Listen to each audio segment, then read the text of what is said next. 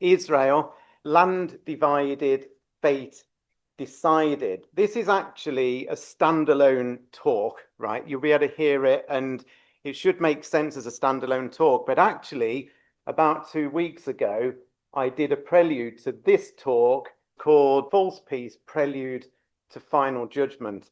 And really, this talk is a sort of a follow-on from that, but it should all make sense, just as I say, as a stand-alone talk. And really, the premise of what I'm going to show you this evening is simply that I believe, with Bible in hand, looking at it, that the land of Israel itself is going to be partitioned and divided at some point before Armageddon. And I want to give you the evidence to show you why I think that's the case and how things are building up to this very, very, very dramatic event happening. So that's what I want to show you. Now, in terms of the news, I'm sure all of us have been watching, haven't we, events that have been going on at the White House in recent days between President Trump and Zelensky, and also President Trump and Putin, right? It's been headline news, hasn't it? Everywhere we look. And the premise of what's going on, I've added this slide in, by the way, just on the back of all the events that are going on. But this particular slide sort of says it all. Because what it's going to come down to with Ukraine is the concept of land for peace, right? That is what is going to happen. I believe there will be some land for peace deal to bring the Ukraine war to an end. And for those of you who've read the World Watch, the weekly World Watch that I've done over 23 years so far, but in the last 2 years since the Ukraine war, I've said two things as far as I see it with Bible in hand.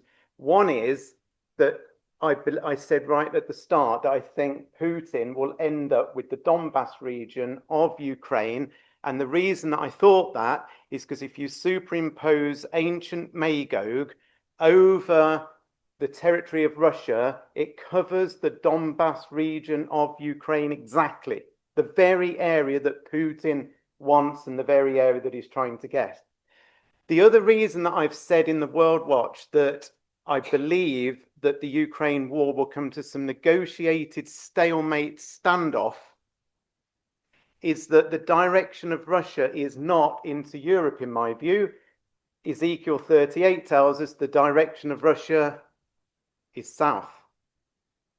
And no nation on earth wants to fight two wars at once. So Russia will never come down into Israel while it's fighting full-scale war using a huge percentage of its army fighting in Ukraine. Therefore, the Ukraine war, I believe, will come to some negotiated stalemate standoff agreement, whatever you want to call it.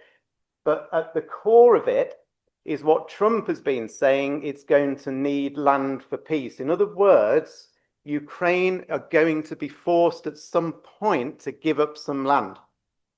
And then that war eases up, which then means Putin's eyes can turn south.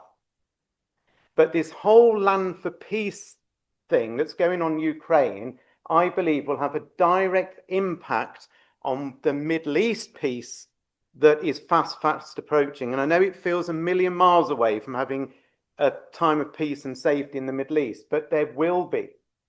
Because Ezekiel 38 says 3 times that the people will live in peace and safety in that time.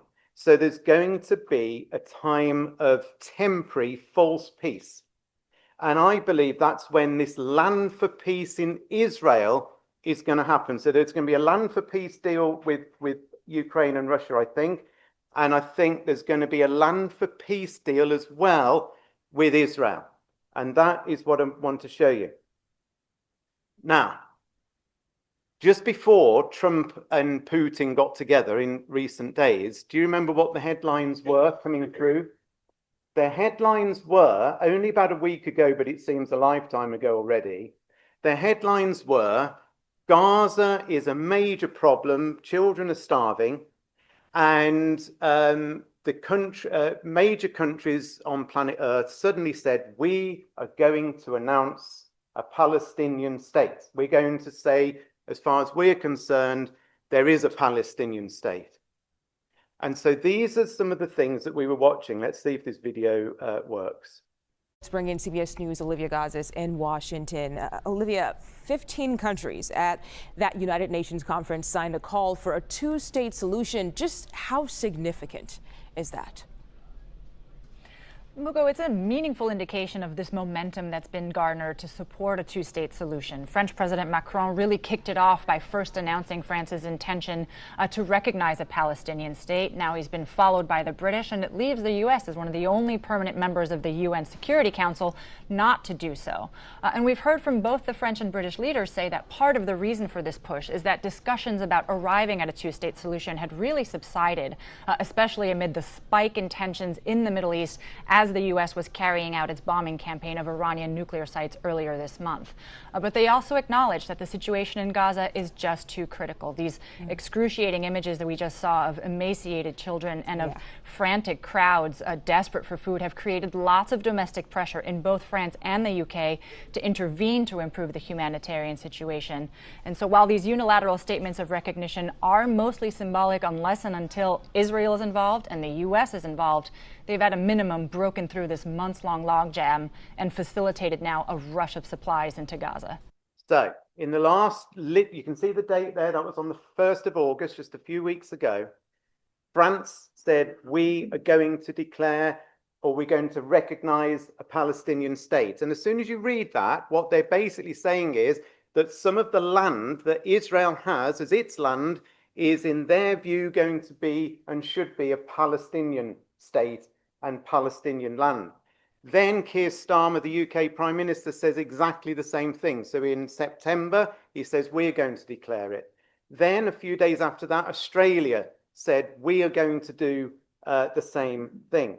So when you go and look on a map, and this is quite mind-blowing, right?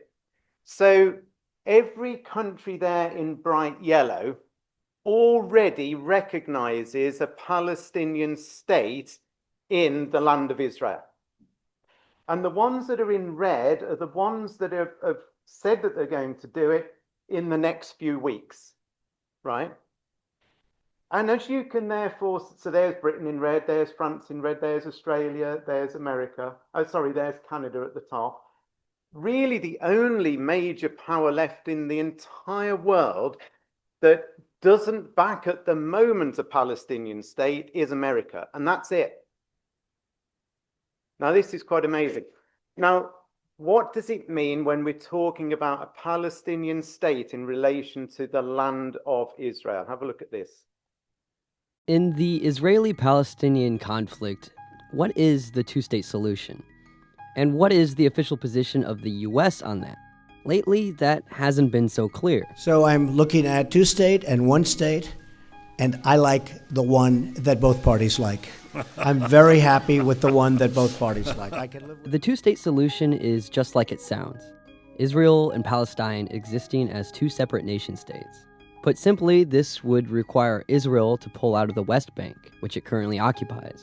The Palestinian and Israeli governments would accept each other's sovereignty, territorial integrity, and political independence. At least, that's what the United Nations Security Council called for in 1967, and again in 1973. Right. So that's what they're talking about. The land of Israel being divided up into two states. And of course, in the middle of it all is the holy city of Jerusalem, right? And as we know, the Palestinians say, well, we want Eastern Jerusalem as ours. So even amongst all of this, there's also the division of Jerusalem being talked about. So what I want to do, first of all, before I show you the passages that I believe indicate that Israel is going to be divided, right? And actually, believe it or not, Israel is going to accept it, which is a bit of a big news story, right? But I think they're actually going to accept it. I want to show you the critical importance of the land itself, okay? That's what we're going to do for a few minutes.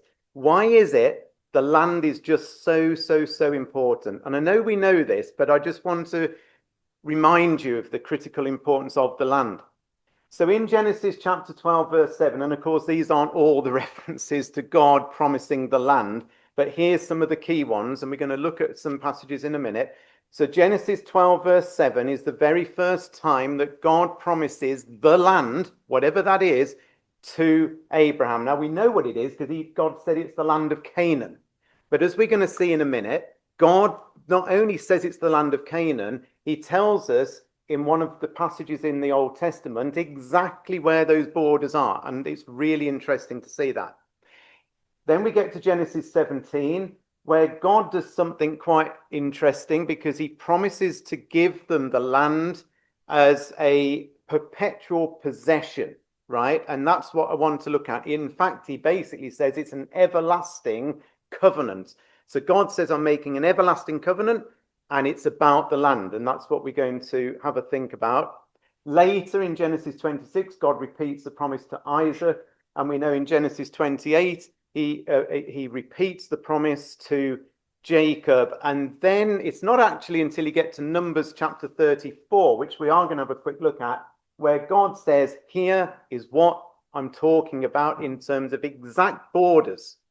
And we're going to see what those borders are. So just looking again at Genesis 17, and it's really important that we grasp this little bit, right? Because it's a key to unlocking what is going to happen now. Because in Genesis 17, verse 7, God says, I will establish my covenant between me and thee, talking to Abraham, and thy seed after thee in their generations, for an everlasting covenant, to be a God unto thee and to thy seed after thee. And I will give unto thee and to thy seed after thee the land wherein thou art a stranger, all the land of Canaan, for an everlasting possession, and I will be their God. So God says, I'm making an everlasting covenant, and it's to your seed, and it also involves the land, and the land is an everlasting possession. This isn't like a temporary thing, Abraham. This isn't like, well, you can have the land for a bit and then you're going to lose it. This is everlasting, and it's the land. Now, when we dig a bit more into this idea of the everlasting covenant, we realize, therefore, there's two things involved in the everlasting covenant. There's the seed, and then there's the land.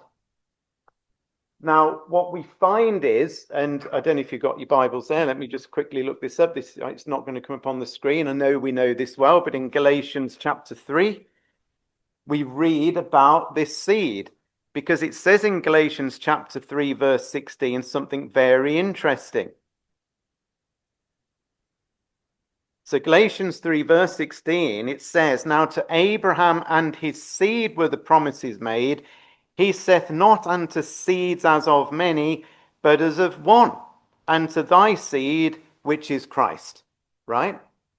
So basically, when the everlasting covenant was made with Abraham, and God says to thy seed, even though we know it is a larger seed, really in God's heart and mind, it was about one ultra important seed, the most important seed that's ever lived, an individual man, the Lord Jesus Christ. And on the other side of it, when you get and talk about the land, it's not just any old land, it's some ultra important land to God. It's specifically what was known originally as the land of Canaan. And as I've already mentioned to you, the place where it details the land is in Numbers chapter 34. So now we go and look at Numbers 34. And it's worth having a look at this, and you spend a bit of time plotting it on a map, and I'm pretty certain you're going to come up with the map I'm going to show you in a minute. Because if you remember, this is the time when Israel had been brought out of Egypt, they've wandered through the wilderness, and they're about to go into the land. And the Lord spoke to Moses in verse 1 of Numbers 34, saying, command the children of Israel, and say unto them, when ye come into the land of Canaan, this is the land that shall fall unto you for an inheritance, even the land of Canaan with the coasts thereof. So it's exactly the same message as back in Genesis, yeah? And then he goes on and says, right, your south quarter will be from the wilderness of Zin along by the coast of Edom, blah, blah, blah, blah, blah, and lots of places are mentioned. Then in verse 6, he says, your western border will be from the Great Sea. And well, the Great Sea is the Mediterranean.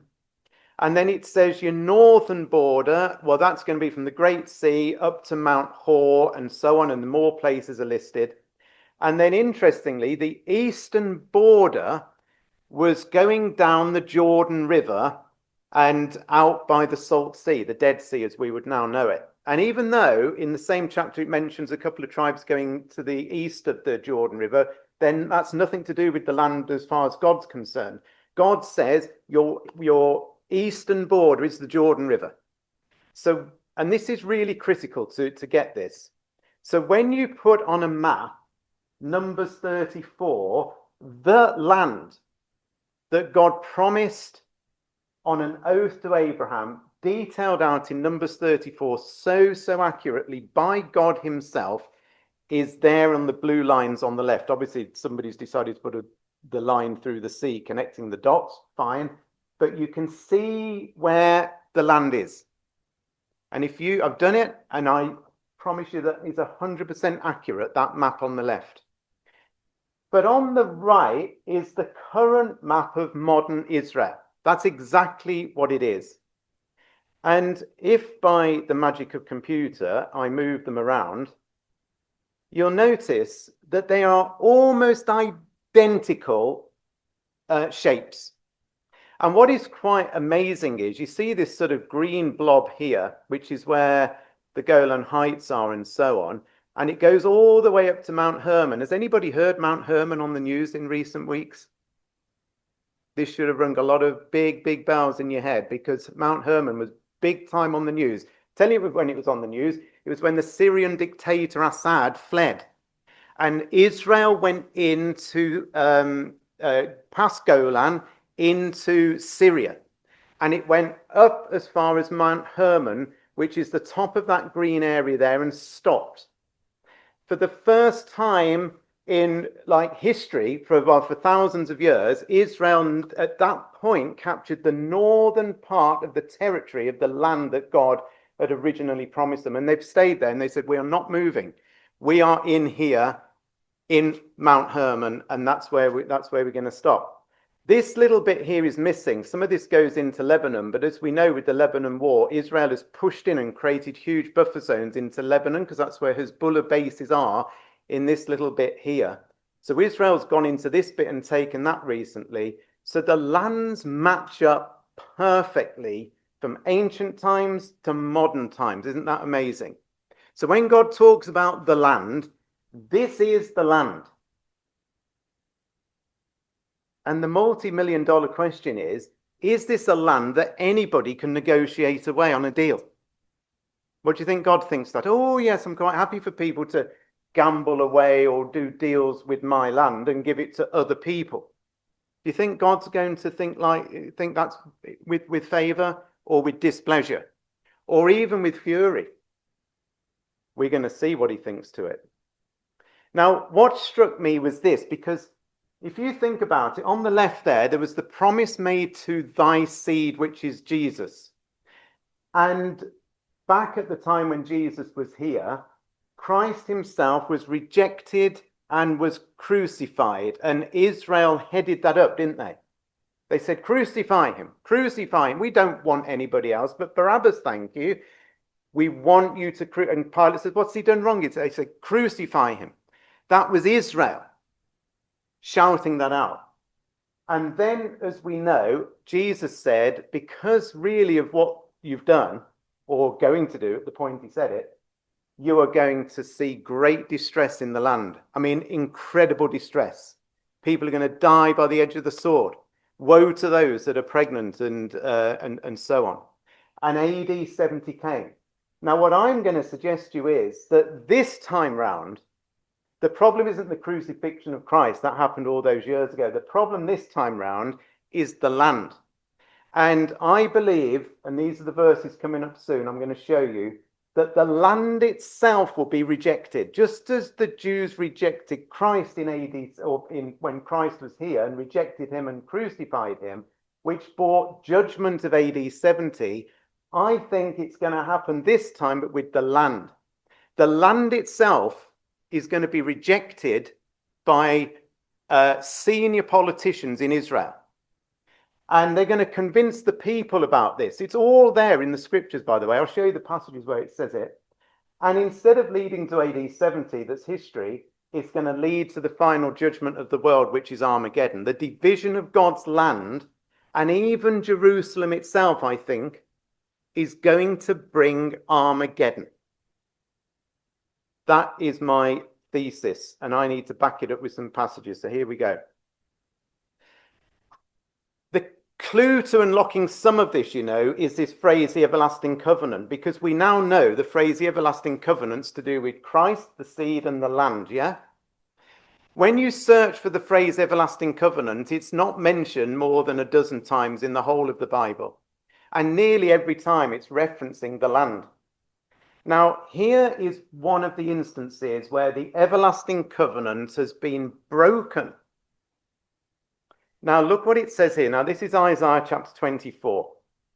It says in verse 5, the earth is defiled under the inhabitants thereof.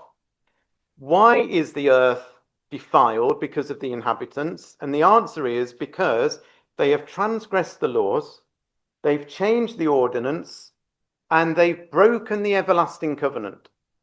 Therefore, because of those three things, a curse has devoured the earth, and they that dwell therein are desolate. Therefore, the inhabitants of the earth are burned, and few men are left.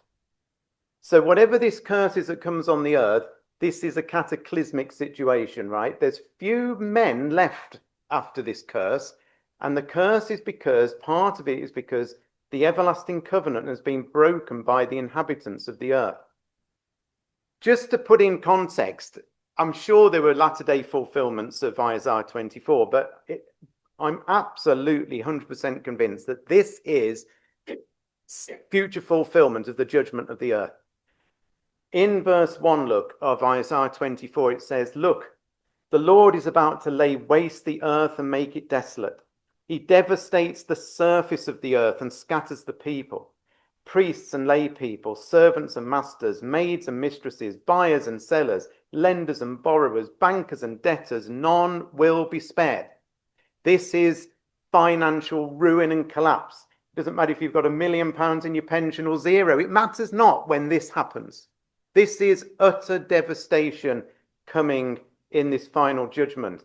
Not only that, in verse 19 it says, the earth is utterly broken down. The earth is clean dissolved. The earth is moved exceedingly. The earth will reel to and fro like a drunkard and be removed like a cottage. This planet that we're on, I know we have the odd earthquake, but nobody in their right mind would ever say this world shifts around like a drunkard. Because I don't know if you've ever seen a drunkard on the streets of Solihull. Of course you don't in Solihull. It's very posh around here. But in the streets of Tewkesbury, they're all over the place. And they're rolling around. That isn't what the earth does. But there's going to be a shaking of this earth. Part of which, of course, I think will cause walls of the earth that are built on the earth to collapse. So look, Isaiah 24 is basically a picture of the devastation around Armageddon. But coming back to this, it's really important to understand this. So God is making an indictment upon the people of planet Earth. And there's three indictments that we've already read. He says that the earth is defiled under the inhabitants because they've done three things. Number one, it said, we've already read this, they've transgressed the laws. Number two, they've changed the ordinance. Number three, they've broken the everlasting covenant. Therefore, has the curse devoured the earth. So what you have to go and do then is work out, what is God talking about? Why does God bring a curse? And what are the three things that he's indicting planet Earth about? They've transgressed the laws, they've changed the ordinance, whatever that means, and they've broken the everlasting covenant. And it doesn't, I've done whole talks on this, so I'm just doing this super quick. The indictment on planet Earth is, first of all, they've transgressed the laws. If you look at what this literally means, it literally means mankind have totally disregarded and ignored God's laws and instructions. If I was writing out that verse in sort of longhand, that's what it's basically saying. And do we think in wholesale terms that mankind are totally disregarding and ignoring God's rules and instructions? I mean, which elements of the Ten Commandments are left in any way, shape or form governing lives nowadays? The world in so many ways has turned God's laws on its heads. The other one is that mankind has changed the ordinance. You know, it talks about the ordinances in the sky. So the moon is on an ordinance. It literally means a track that it's going round on, and it never fails. It never moves. It's on a track. But we're being told here that mankind has changed the ordinance. So an ordinance is like a rule of God. God says there's a rule that the earth goes on this orbit and it spins like this and it never fails. It goes exactly like that. That's an ordinance. It's a rule of God. Mankind, though, is accused by God of changing ordinances. In other words, it isn't that man just disregards God's rules. Mankind has made up brand new rules. Brand new rules. And it doesn't take very long for us to look at all the rules that mankind has made new ones of. You know, a man can now say I'm a woman, and a woman can now say I'm a man. I mean, this is quite new, isn't it? I mean, we've been around as a species for 6,000 years, and we've suddenly thought a man can be a woman. And this isn't just disregarding this. This is saying we're making up new rules, new ordinances.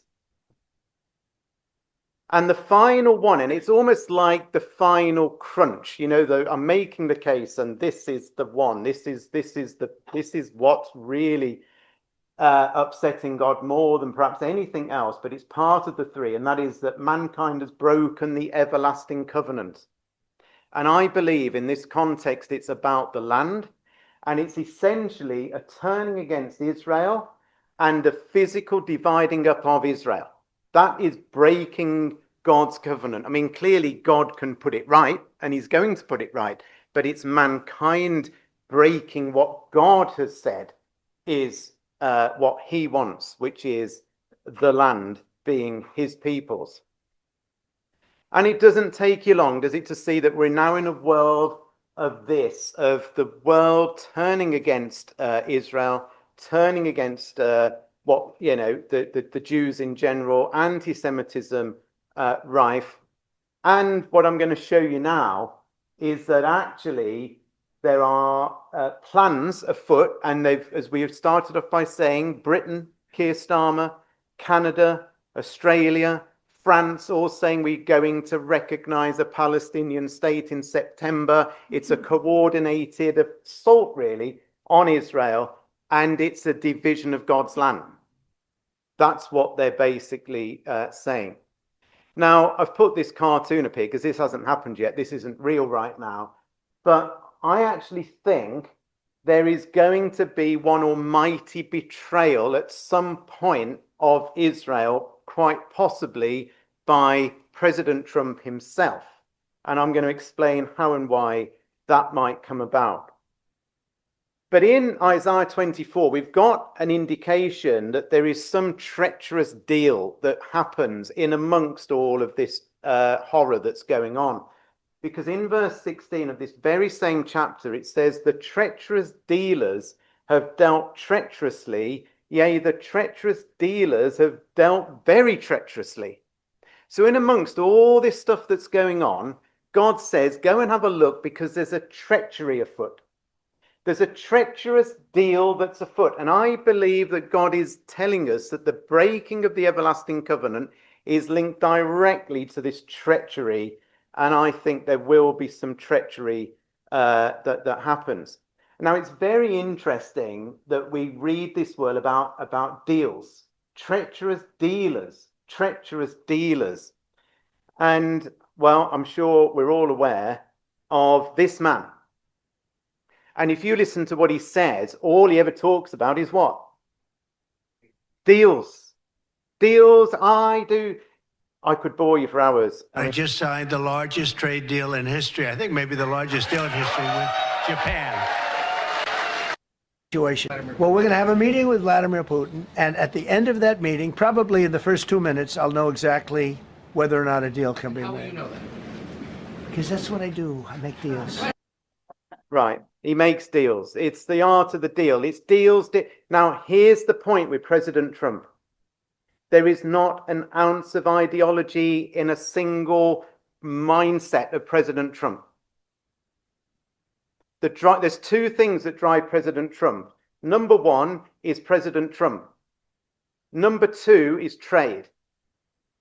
That's why when he talks to Putin, it's not about the ideology that Putin has got overtaking Ukraine, because there's ideology that sits behind that. No, it's nothing to do with that. But Trump's perspective is, I will do mineral deals. I will give you economic support. I will give you cash. That's what Trump's all about. It's just about the money, and it's about himself. And he's on an absolute road at the minute to get one prize. Anybody know the prize that President Trump is desperate for? The Nobel Peace Prize.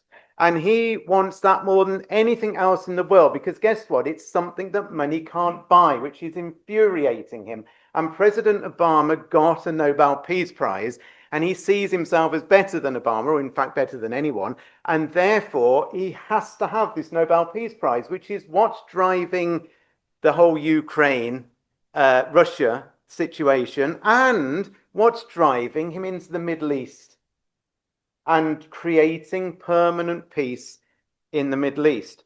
Now, in terms of deals that he's doing, I don't know whether you've picked up on this, but they are astronomical deals that Trump is putting in place as we speak in and around the Gulf Arab nations of Saudi Arabia, Qatar and Kuwait and so on. And they're astonishing economic deals. 1.2 trillion with Qatar, 600 billion with Saudi Arabia.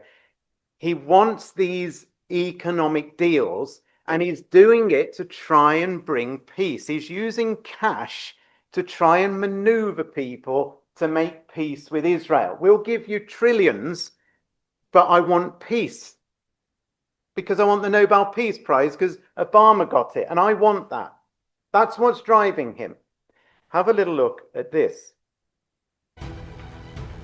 Trump, in his speech in Riyadh on Tuesday, expressed hope that Saudi Arabia would soon join the Abraham Accords and recognize Israel, while acknowledging that it would do so in its own time.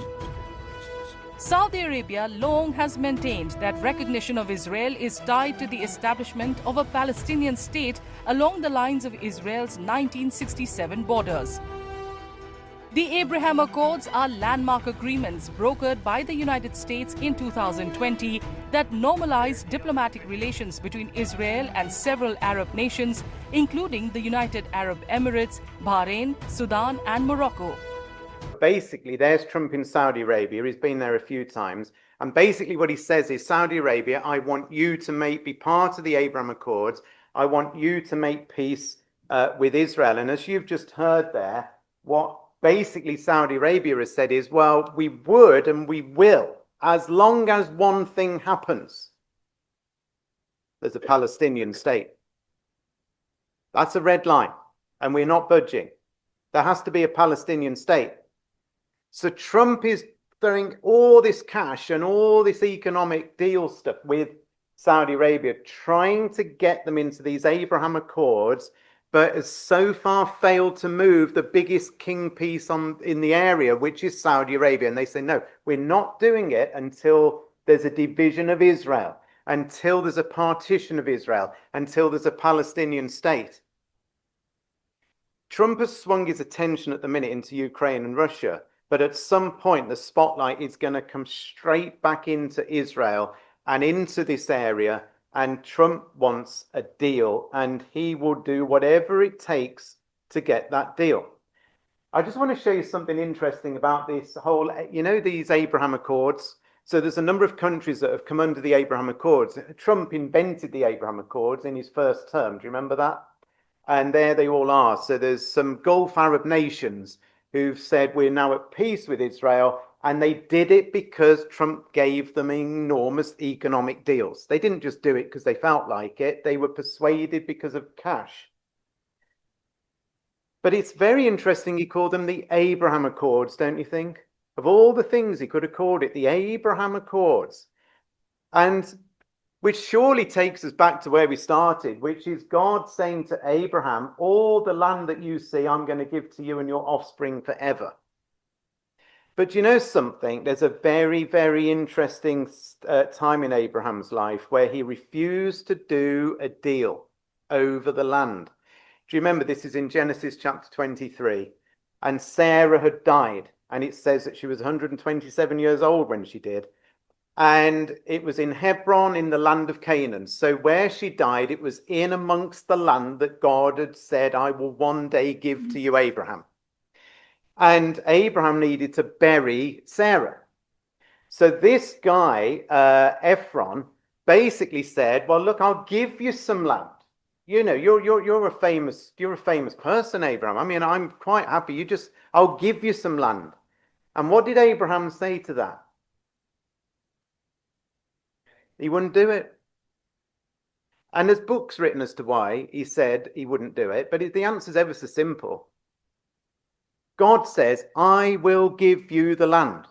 Ephron, this Hittite, this Canaanite, this person that's nothing to do with God, says, I'm going to give you some land. And Abraham says, I'm not going to take it from you. I'm not doing a deal with you for land. No. God is giving me the land and he will do it in his own good time, and it's not now. So I'm going to pay you whatever the going rate is. And that's basically what happened. So he would not do a deal with the land. So very interestingly, Trump has called it the Abraham Accords, but I think the opposite is going to happen. That a deal will be done. A deal that Abraham never, ever, ever would have done. But a deal is going to be done. Now, I still haven't shown you the smoking gun yet as to where is the real evidence that the land is going to be split. So you're waiting for this. So there's a couple of passages coming up, and I've saved the best till last. Right? I'm going to pull the rabbit out the hat at the very end. All this has been leading up to the punchline. But one of the punchlines is here. So in Joel chapter 3, which by the way is all about Armageddon, it says in verse 2 that God is going to gather all the armies of the world into the valley of Jehoshaphat, which is there in Jerusalem. And it says there, I will judge them for harming my people, my special possession, for scattering my people among the nations, and for dividing up my land. The very last thing on the list that God has got a problem with is the division of his land. In the Authorized Version, it says the parting of my land. It literally means the partitioning of my land. Why is God saying that this is one of the indictments? It goes back to Isaiah 24. It's the breaking of the everlasting covenant is exactly the same as the dividing of my land. So there's something for us to think about. It says that this is going to happen. We've read this many, many, many times, and I guess you could read this and say, well, it's just symbolic. But isn't it interesting that in Zechariah 14, also about Armageddon, God says he will gather all nations against Jerusalem to battle. The city will be taken and the houses rifled and the women ravished, and half the city goes forth into captivity. Why doesn't it say the whole city? Why is it only half the city? So in Joel 3, which is parallel to this, it says the land is divided. And here we've got in Zechariah 14 that Jerusalem, half of it is impacted. The other half clearly doesn't sound like it is. Why would that be the case? If somebody was to attack this country, they're not going to say we'll take half of London. You know, that's probably enough, to be fair. No invading force attacking a capital city is satisfied with half of it, and yet for some reason there is here. I just want to paint a bit of a picture at this point to say how all these things fit in. Because my feeling by looking at the Bible over these years, and I know we all look at things differently and you might have different takes on it, but this is sort of where my brain got to, was that there's these three key stages. First of all, there's an inner ring war that happens around Israel and Israel's immediate neighbors, involving Hamas and involving Hezbollah and involving Syria and the Palestinian people in general. And so there's this inner ring war. So if I put that on here, there's the inner ring war. Now, bearing in mind, 15 years before there was any sign of the inner ring war that we've been witnessing recently, to the extent that we have, I've been saying there'll be an inner ring war. And there's quite a few who've said, no, there won't be. Russia will come down. We don't need an inner ring war. And I've been saying, no, I think there's going to be an inner ring war. And actually, Israel wins the inner ring war, because the Bible says that they win the inner ring war. And that's exactly what we're seeing happening. Israel is winning the inner ring war. So the inner ring war is actually underway as we speak. And I don't know when it's going to come to an end. It's still underway, but it's going to reach a conclusion. And it's going to end up with Israel living in this false peace. And it's during this false peace period that the land division is going to occur. And it's on the back of that that the outer circle of nations that's mentioned in Ezekiel 38 come in. That is when Russia, Meshech, Magog, Turkey, Togarmah and Gomer, Persia, which is Iran, and Put and Cush, which are basically Sudan and Libya, all of that as a huge pincer movement come in. And they come in when Israel think they're safe, but they're not safe. They are overconfidently thinking all is sorted. There's a peace deal that's done. We're okay. I don't know whether you've ever thought about this, but in Ezekiel 38, this only struck me literally a few weeks ago, and I don't know why it hasn't before. Why does God bring Russia against Israel? And you're going to say to me, well, we know why. It's because he wants to take a spoil. Because that's what Ezekiel 38 says. And that is the right answer to the wrong question. Because my question wasn't, why does Putin or Russia come down into Israel? And the answer to that question is to take a spoil. My question was, why does God bring Russia down? Because it says, this is what the sovereign Lord says, I'm against you, Gog, that is the leader of the Russian people, chief prince of Meshech and Tubal. I will turn you round and put hooks in your jaws and bring you out. God decides to bring Russia down. Putin's motivation is spoil, but what's God's motivation? So I then look back at every invasion ever in the Old Testament of Israel, every one, and every last one is because Israel had rejected to some extent God.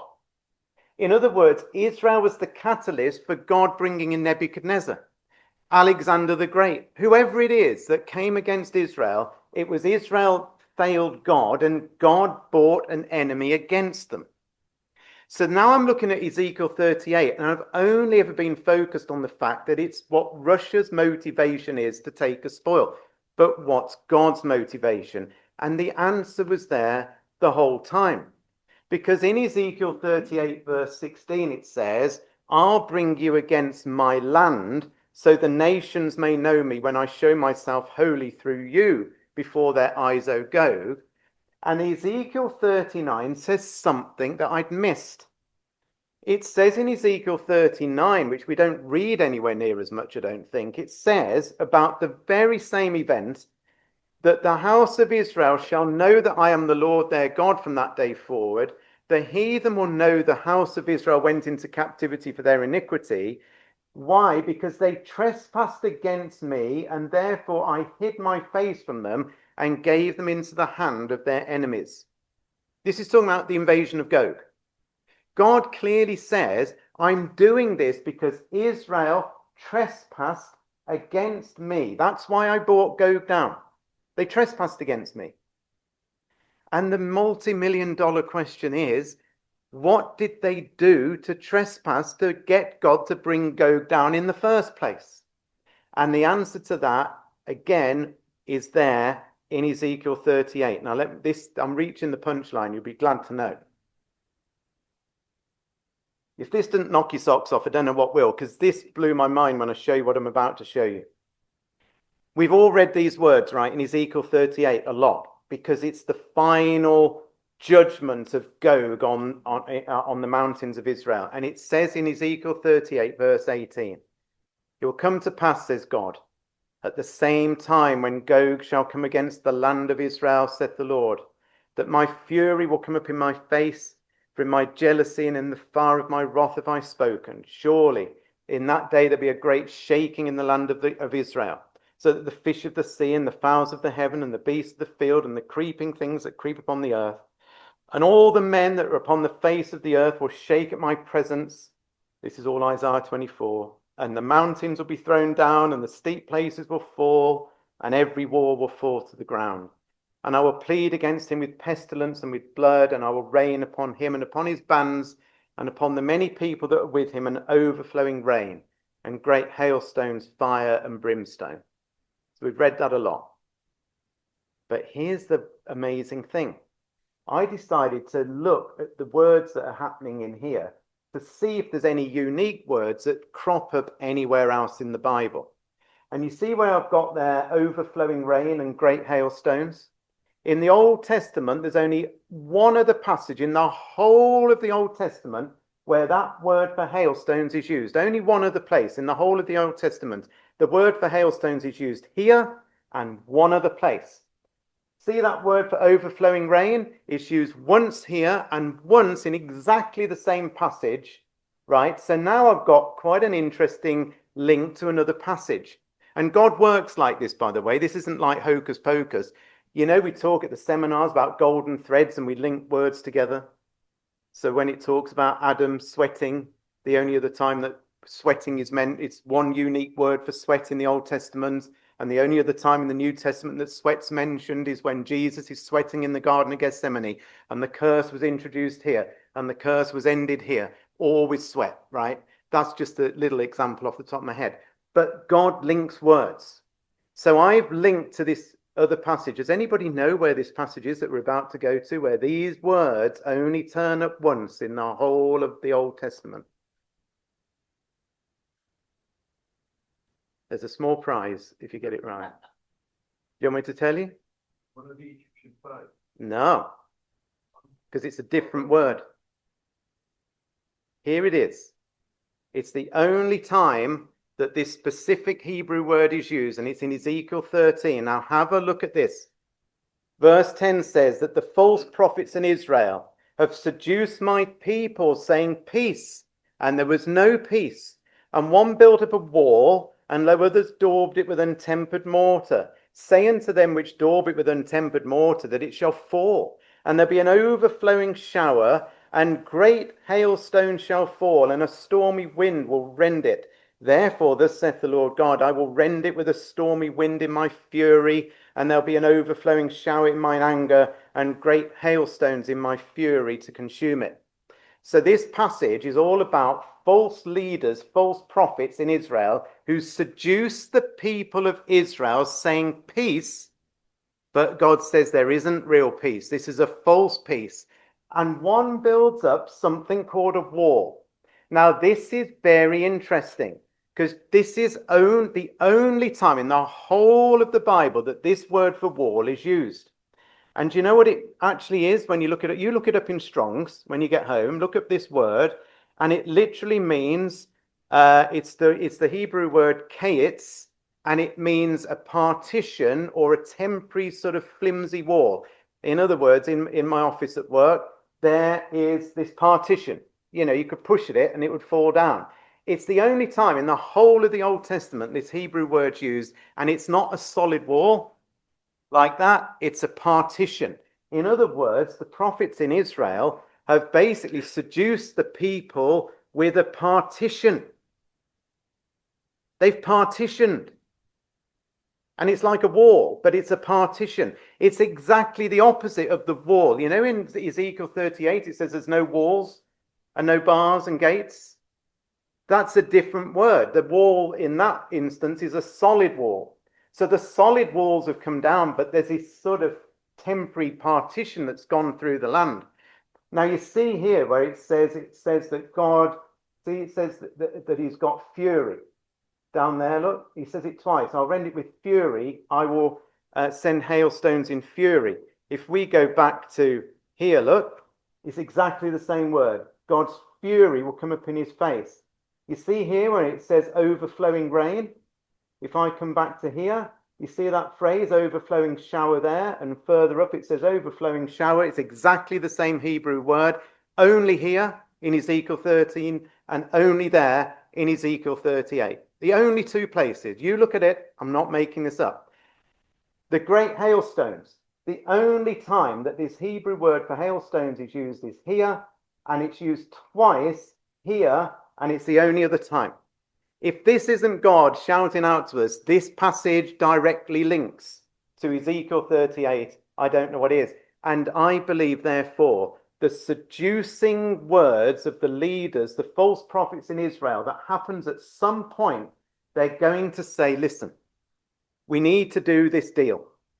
And it could be Trump, couldn't it? It might be somebody else. I don't know. But somebody says to Israel, look, to get peace, all you've got to do to get Saudi Arabia and all these other Arab nations that surround you signed up is just give some land away. I mean, how hard and we just do a partition. We can do it like this. We can do it like that. And there's peace.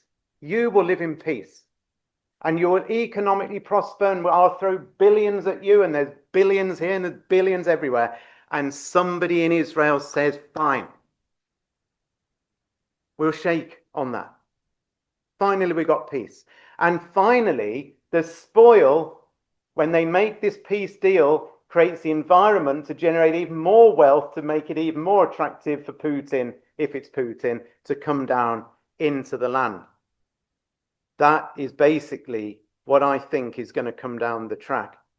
And the very final two slides are these. This isn't new. You know, we talk about the creation of the State of Israel in May 1948.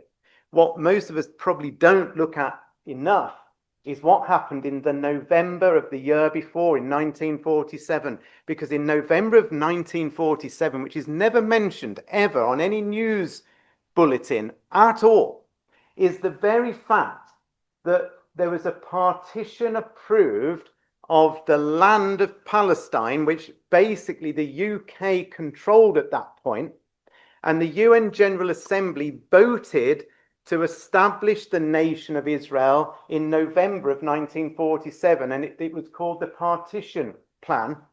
And the partition, of all words, it's exactly the same word as in Ezekiel 13. It's all about dividing the land of Israel. Have a look at this.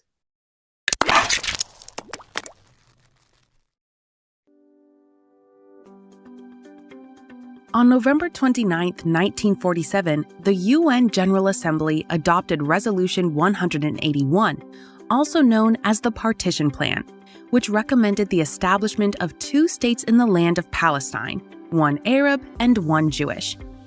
The resolution intended for the two states to develop a fruitful relationship with each other and called for them to have close economic relations while protecting both ethnic and religious minorities within each state. While the proposed Jewish state was smaller than initially promised by the British, and Jerusalem was designated as an international city under a special international regime, the Jewish Agency enthusiastically accepted these terms. The Partition Plan was officially approved by the UN following a vote by the UN General Assembly in which 33 countries voted in favor, 13 countries voted against, and 10 abstained. Every Arab and Middle Eastern nation rejected the terms of this resolution, or a partition of any sort. Instead, they prepared for war against Israel. And on May 14, 1948, the very day British troops left and Israel declared independence, Egypt, Jordan, Iraq, Syria, Lebanon, and the Palestinians all declared war on Israel. Due to these developments, the resolution offered by the UN to partition the land never materialized the way it was intended.